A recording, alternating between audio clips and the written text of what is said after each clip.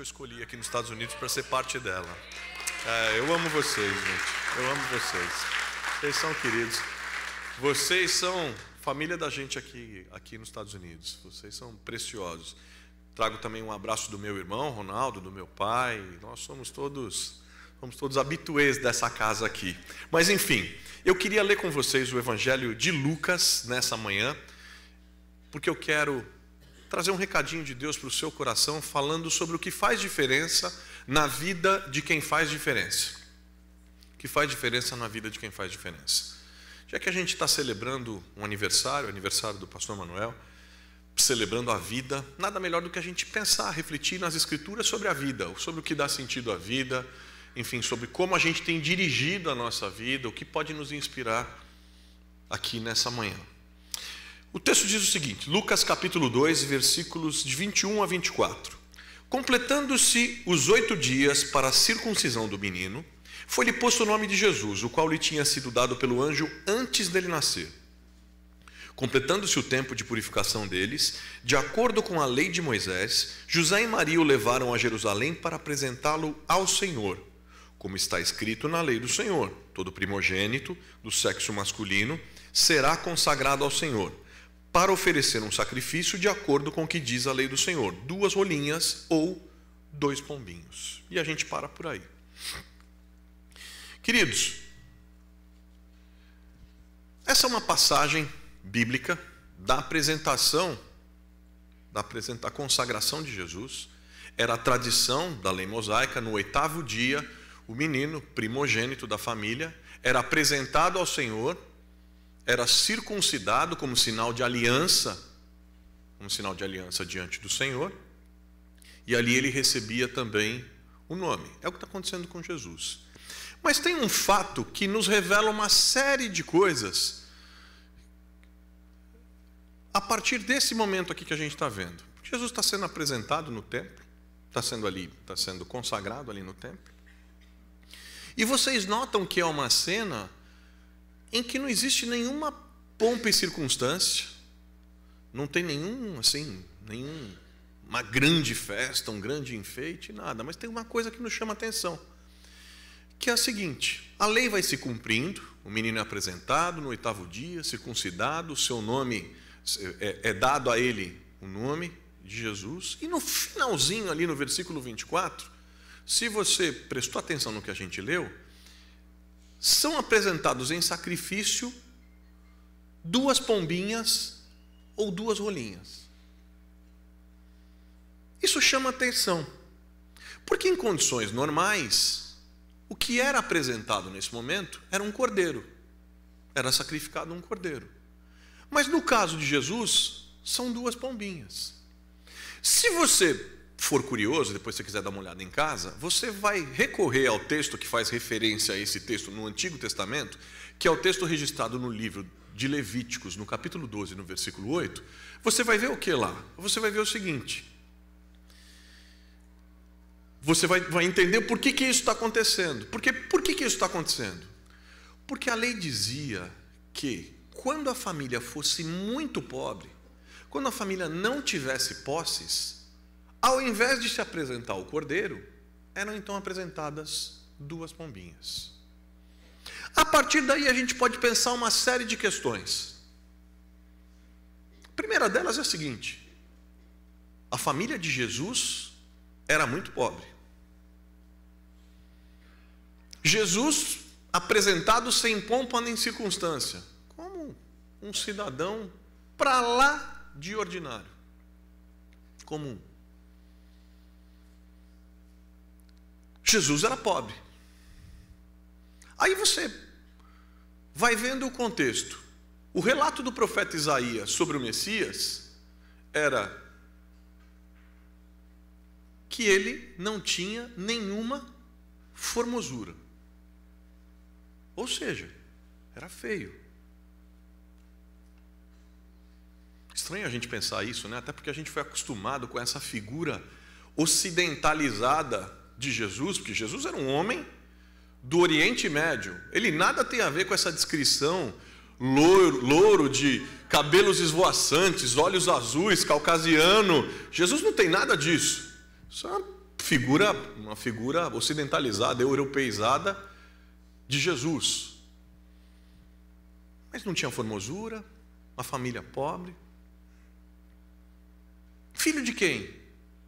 Ué, filho do Zé e da Maria. E o Zé? O Zé era o carpinteiro. Carpinteiro da onde? Lá de Nazaré. Nazaré, lembra quando encontravam com Jesus? Aí o nazareno pode vir de Nazaré, pode vir alguma coisa boa de Nazaré? Por que eles diziam isso? Porque Nazaré, queridos, era um vilarejo de não mais do que 50 habitantes na época. Um lugar inóspito, uma cidade absolutamente inexpressiva.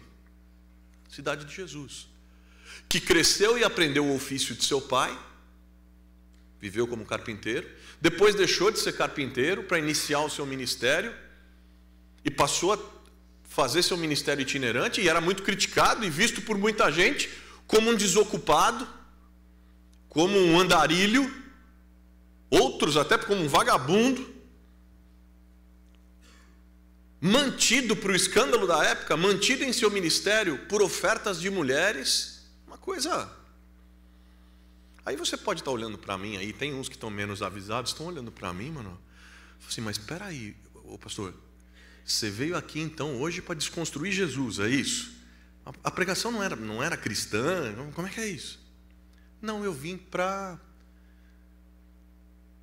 fazer uma injeção de fé no seu coração. Porque com todo esse quadro, aliás, ao olhar todo esse quadro, o que eu vejo é a confirmação da afirmação de Paulo aos irmãos em Corinto, quando ele dizia que o evangelho é loucura para o homem. Pobre, feio, de uma família sem importância, de um lugar sem importância. Esse é o homem que dividiu a história da humanidade entre antes e depois dele. Filho de Deus, o Filho do Deus vivo, o Deus encarnado, Jesus. E é interessante que Deus o traz assim a esse mundo, e eu creio que intencionalmente, para subverter a lógica mesmo de propósito. Porque esse mundo valoriza o quê? Valoriza a pompa e circunstância, esse mundo valoriza a aparência, esse mundo valoriza o que tem outros valores. E Jesus vem desse jeito. Porque o nosso Deus é um Deus que escolhe as coisas loucas desse mundo para confundir as sábias. Porque o nosso Deus é um Deus que escolhe os frágeis desse mundo para torná-los fortes. O nosso Deus é um Deus que age desse jeito. E Jesus, filho dele, vai na mesma barca, vai na mesma onda. Olha a galera que ele escolheu para ser discípulo. Olha os 12. O melhorzinho era o Pedro, e o cara negou ele 3 vezes. Chama sempre quem não é. Chama sempre quem não parece. Chama sempre quem, segundo os padrões desse mundo, parece que não tem nada a ver. Mas enfim, olhando para essa história, pintado esse contexto, o que é que a história de Jesus, o que é que essa passagem da história de Jesus pode nos ensinar a nós hoje? A cada um de nós hoje.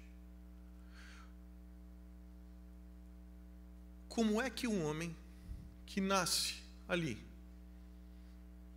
numa manjedoura, que é apresentado com 2 pombinhos, que vive como viveu, que teve a família que teve, que andou por onde andou, como é que esse homem mudou a história da humanidade?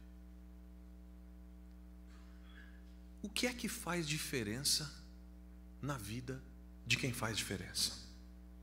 Para mim são 3 coisas. Para mim são 3 coisas. A primeira delas é a seguinte: para Deus, não importa o que você aparenta ser. Para Deus importa quem você é. Deus não leva em conta a aparência. Deus leva em conta quem você é. Jesus não aparentava ser nada, mas ele era. Ele era o Rei dos Reis. Ele era Deus encarnado. Ele era o Filho do Deus vivo. Estava ali o Filho de Deus. Mas quem olha só para a aparência, não conseguia ver nada. Queridos, nós somos filhos e filhas de Deus. E é isso que nos dá dignidade. É isso que nos confere valor nessa vida. O que nos confere valor, ao contrário do que prega esse mundo, ao contrário do que nos impõe essa cultura, ou nos tenta impor essa cultura, o que nos confere valor não é aquilo que nós compramos ou temos, não é o carro que a gente tem, não é a casa que a gente vive, não são os títulos os títulos acadêmicos que a gente acumula ao longo da vida, não é a aparência 20 anos mais jovial, não é nada disso. O que nos confere valor nessa vida é a convicção da identidade que temos, e nós somos filhos e filhas benditos de Deus. E quando a gente adquire essa convicção, sabe o que acontece? Quando a gente adquire de fato a convicção de que nós somos filhos de Deus e de que é isso que nos confere valor e dignidade, sabe o que acontece? Não há nada que as pessoas possam te dizer que vão te fazer você se sentir menos. Assim como não há nada que possam te dizer, te dar ou te fazer, que vai fazer com que você se sinta mais. Porque você já é filho do Deus vivo, filha do Deus vivo. A gente vive num mundo de aparência e numa sociedade incrivelmente consumista, onde a gente passa a maior parte do tempo, ou grande parte do tempo, comprando coisas que a gente não precisa para mostrar para pessoas que a gente sequer conhece, tentando transparecer uma coisa que a gente não é. É isso. E quanto maior é a falta de convicção sobre quem nós somos, maior o buraco e maior a necessidade de nós obtermos coisas ou comprarmos coisas que nos deem, que nos confiram valor. Agora, uma dica para você, hein? Para você pensar. Se o que te dá valor é aquilo que você possui, se o que te confere valor é o que você possui, então você não possui, você é possuído.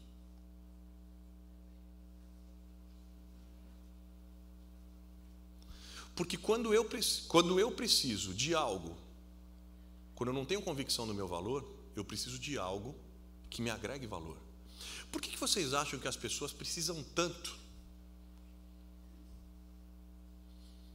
de demonstrar sucesso? Porque elas não se sentem assim. Por que vocês acham que elas precisam agregar tantas coisas de valor? Olha, as pessoas vão comprando coisas para agregar valor. Comprando aquelas marcas cada vez maiores, anda que parece um outdoor ambulante. Aqui não é uma crítica pessoal a ninguém, não é isso. É uma crítica ao sistema. Porque o sistema vai incutindo isso na cabeça da gente, e se a gente não reage, a gente acaba sendo levado na maré. Mas a gente vai andando feito outdoor ambulante. Por quê? Porque muita gente acha o quê?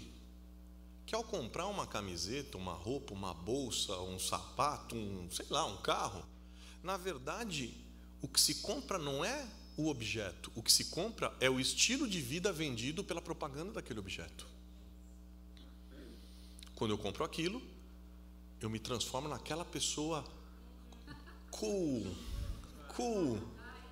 da propaganda. Um equívoco. Eu falava no culto pela manhã, nesse mundo de aparência, tinha uma propaganda antiga na TV brasileira, era de uma marca de roupas, onde o rapaz era super maltratado na reunião de trabalho do primeiro emprego que ele tinha. Aí ele voltava, porque as pessoas ficavam reparando no jeito dele se vestir e tal. Aí ele voltava. Quando ele voltava, depois de ter comprado, claro, a roupa daquela marca, aí ele vinha com uma música de fundo, a marca da roupa enorme e tal. Aí ele entrava, a reação das pessoas era o inverso, ele era tratado com todas as honras. E aí no final vinha uma mensagem: o mundo trata melhor quem se veste bem. É a mensagem desse mundo. O mundo da aparência, mundo líquido do Bauman, mundo do vazio, do pastel de vento. Pastel enorme, aí você fura, quando você fura, não tem nada. Esse é o nosso mundo. Agora, nós vivemos numa outra ótica, vivemos diante de outras diretrizes, e a nossa principal diretriz é, olhando para a história de Jesus, o que a gente aprende é: olha, Deus não se importa com essas coisas. Deus não quer saber que roupa você usa, de onde você vem, que lugar que você mora, que título acadêmico que você tem. Não quer saber de nada disso. Ele só quer que você saiba todos os dias que o que te confere valor não são essas coisas. Que o que te confere valor e dignidade é o fato de você ser um filho amado, uma filha amada dele. É isso. E o que faz diferença na vida de quem faz diferença é essa convicção. Jesus estava lá, não aparentava ser nada. Quem olhasse não dava nada. Mas ele era. Mas ele era. Você é. Você é. Você é. A gente fica muito preocupado com a opinião das pessoas. Você sabe que eu sou uma pessoa de vida pública. Então, e com a coisa das redes sociais, então, né, gente? Nossa, é uma falação de coisa, é uma fofocaiada, a fofoca institucionalizou, né? Com o Facebook, com o Instagram e tal. E a sensação que eu tenho é que todos nós, não apenas os que têm vida pública, porque hoje em dia todo mundo tem vida pública, todo mundo expõe sua vida, todo mundo se coloca dessa forma. A sensação que eu tenho é que cada vez mais as pessoas se preocupam com a opinião das outras pessoas a respeito delas. Cada vez parece que isso tem mais peso. E eu quero lembrar a vocês um princípio que eu aprendi há alguns anos, que eu guardo no meu coração, para você guardar com você. Lembre-se, quando a gente fala dessas coisas, lembre-se: uma coisa é reputação, outra coisa é honra. Reputação é aquilo que as pessoas pensam a seu respeito. Honra é aquilo que Deus sabe ao seu respeito. São coisas distintas. Cuide da sua honra e Deus cuidará da sua reputação. Cuide da sua relação com Deus, cuide da sua consciência. Cuide dessas coisas. Sobre a opinião das pessoas, você não tem controle. Deixa que Deus cuida. Nós precisamos nos livrar dessa ditadura da aparência, do consumo, da opinião das pessoas. Cuide da sua honra. Deus cuidará da sua reputação. Para fazer diferença, importa o que você é, não o que você aparenta. Gente que faz diferença sabe exatamente quem é, e não há nada que as faça se sentirem diminuídas. Sabe aquela coisa? Com quem você acha que você está falando?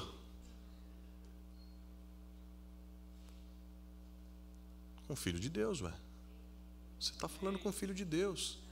Não tem nada que você possa me dizer que vai me fazer me sentir menos, assim como não tem nada que você possa me falar que vai fazer eu me sentir mais. Nada, porque eu tenho a convicção de que eu sou filho de Deus. Mas tem uma segunda coisa importante sobre essa questão da aparência. Não importa o que você aparenta ser, o que importa para quem na vida de quem faz diferença, o que importa é que Deus tem um propósito na sua vida. E Ele vai cumprir o propósito dele na sua vida. Jesus está lá, está naquele ambiente, naquele local, passando completamente despercebido, desprezado. E o que acontece ali é o seguinte: se perguntasse para as pessoas ali, fizesse uma pesquisa de opinião, o que você acha desse menino aí? O que você acha que vai dar? O que você acha que vai ser? O que as pessoas diriam é o seguinte: esse aí, deixa eu ver, 2 pombinhas, filho do Zé, de Nazaré, isso aí não vai ser nada, vai dar nada.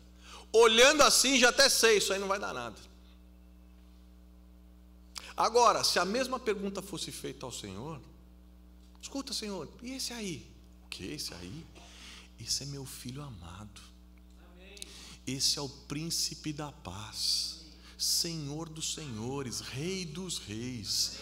Ele veio, ele está nascendo, ele vai viver, vai completar o ministério dele, será morto e no 3º dia vai ressuscitar para reconciliar para sempre a humanidade com todos os homens. Ele governará para sempre a humanidade com o seu cetro de justiça. Percebe a diferença? Expectativa dos homens, julgamento da aparência, propósito de Deus. Deus olha para além da aparência, Deus olha para além das expectativas, porque Deus sabe o propósito que Ele tem a realizar através dos seus filhos. E Deus tem um propósito único, singular na sua vida. Tem um papo aí que fala assim: ó, Deus tem um propósito na tua vida, mas se você não cumprir, Deus vai levantar outro. Eu não acredito nisso. Não acredito. O propósito que Deus tem na sua vida, na minha vida, Ele não vai levantar outro para cumprir. Porque senão o outro a ser levantado ia ser meu step. Deus não cria ninguém de step. Ou estou errado? Não. O propósito que Deus tem a cumprir na sua vida, Ele vai cumprir na sua vida. Na sua vida. Quer você goste, quer não goste, quer você creia, quer você não creia. Deus tem um propósito a cumprir na sua vida. Deus tem. Assim como tinha na vida de Jesus. E assim como creio que Jesus, em alguns momentos, imagina a pressão, o bullying em cima de Jesus, naquele tempo, o descrédito, toda a pressão que ele sofria.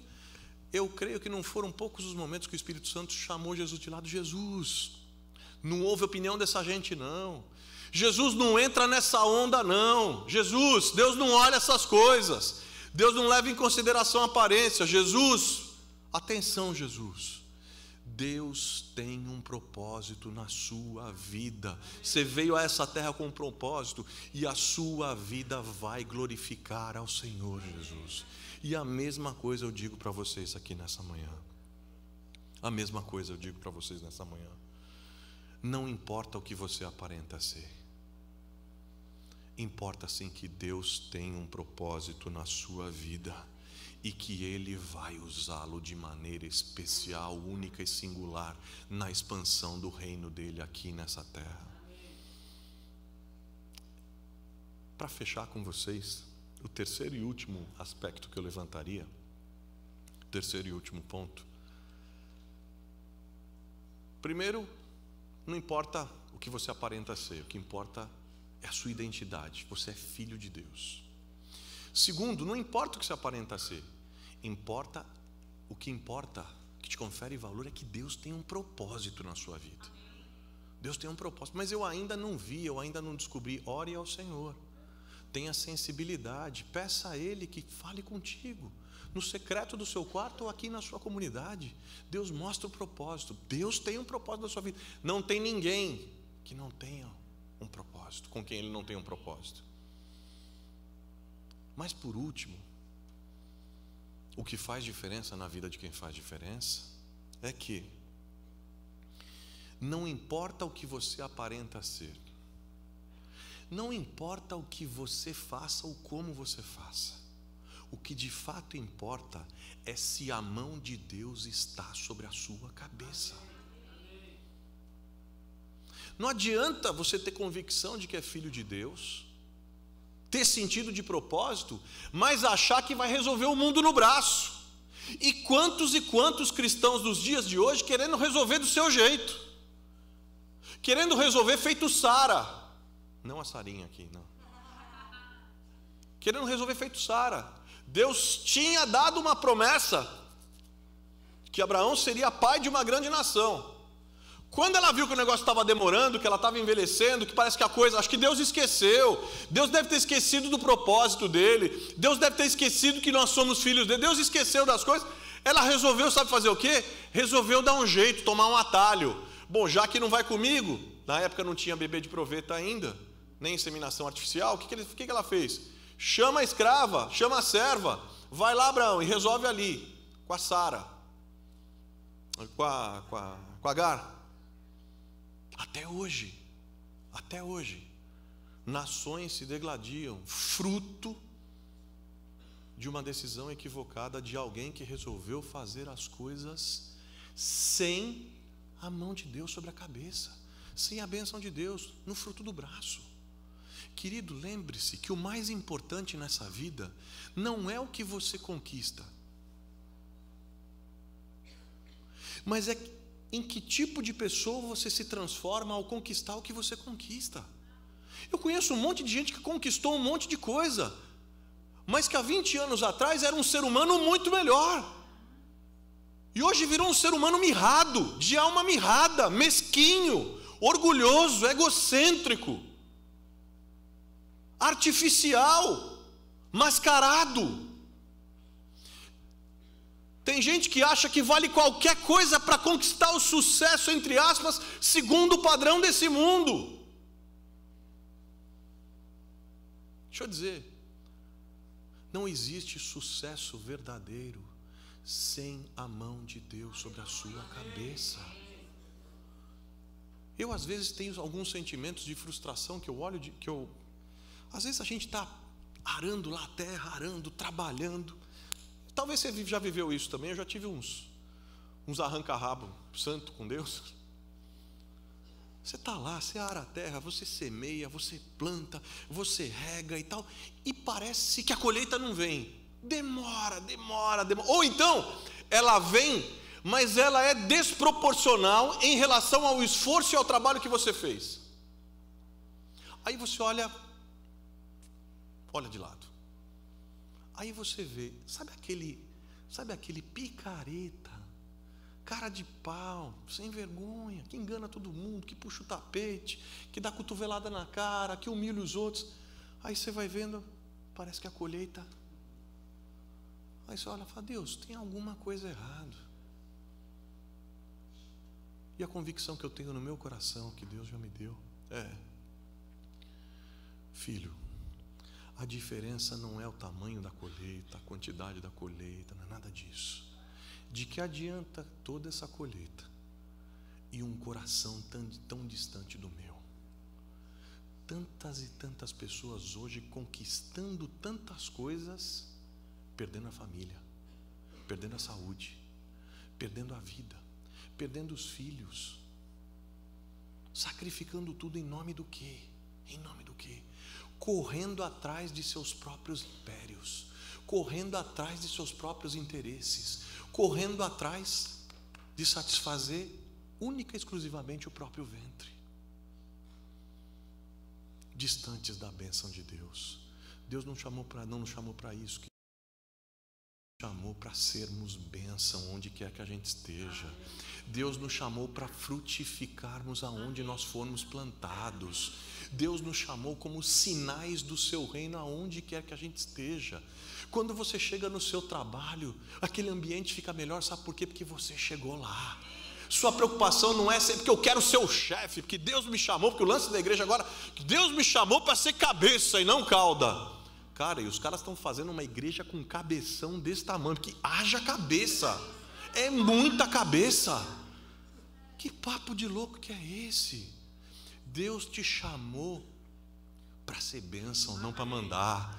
Deus te chamou para servir, não para mandar. É para isso que Ele nos chamou, e Ele te chamou com um propósito, porque você é um filho amado dEle. Você é um filho amado dEle. Queridos, já caminhando aqui para concluir, pensando algumas coisas aqui. sobre às vezes às vezes esse nosso afã de querer que as coisas aconteçam mais rápido, que elas aconteçam de uma forma que a gente deseja. Vou dizer uma coisa para vocês: o que Deus quiser te dar, fique em paz, porque ninguém vai tirar de você. Ninguém vai tirar de você. Agora, o que Ele não quiser te dar, fique em paz, porque não vale a pena ter. Simples assim. É um dos segredos da vida cristã, a descoberta de se viver com contentamento. Sei estar contente, sei ter contentamento em todas as situações da minha vida, seja na privação, seja na abundância, seja na doença, seja na saúde, seja onde estiver. Porque o que me dá contentamento é aquela convicção de que a boa mão de Deus está sobre a minha cabeça. Eu lembrava logo cedo 2 homens de Deus que viveram nessa convicção. Viveram nessa convicção. O primeiro é Moisés. Quando volta do monte, vai retomar a liderança no povo de Israel. Um grupo lá se reúne e fala: escuta, é o seguinte, hein? Acabou, você não lidera mais a gente. Você estava distante, agora aqui quem manda somos nós. Ele olhou e falou: o quê? Agora somos nós. Não tem problema, peraí. Passa um risco aqui de giz no chão, eu fico do lado de cá, vocês ficam do lado de lá. Nós vamos tirar a prova com Deus. Aqueles a quem Ele chamou para servir e abençoar o seu povo, aqui ficam. Os que Ele não chamou e que estão usurpando, a terra vai abrir e vão ser engolidos. Olha a fé desse cara. O cara fechou o olho, começou a orar. Sabe o que aconteceu? A terra abriu e engoliu a galera. Se a moda pega, hein? O duro é que vai ter hoje gente chegando em casa: você não sabe que o pastor pregou lá o quê? Falou que se discordar da gente é passar o giz no chão e rogar a praga no povo. Não é nada disso não. O que eu estou falando é outra coisa. Eu estou falando convicção de chamado, convicção de mão de Deus sobre a cabeça. É como Davi, seu filho Absalão, resolveu se levantar contra ele.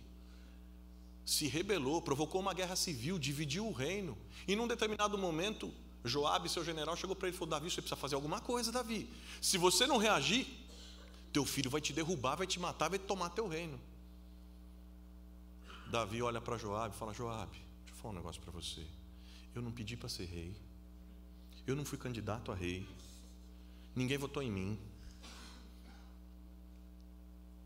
Mas é o seguinte: o Senhor me chamou lá onde eu estava, apacentando ovelhas, me buscou, o menor da casa de Jessé, me trouxe e me fez rei, e colocou a mão sobre a minha cabeça. Eu aqui permanecerei enquanto a mão dele estiver sobre a minha cabeça. E se não for para ter a mão dele sobre a minha cabeça, eu prefiro ir embora. Eu prefiro ir embora. Mas você não vai fazer nada com o teu filho? Não vou fazer nada, sabe por quê? Quem me mantém aqui é o meu Deus. E vai que Deus resolveu me tirar, como resolveu tirar um dia Saul. Eu não quero ser para o Absalão aquilo que o Saul foi para mim. Pouquíssimos são os homens e as mulheres de Deus que descansam nessa convicção.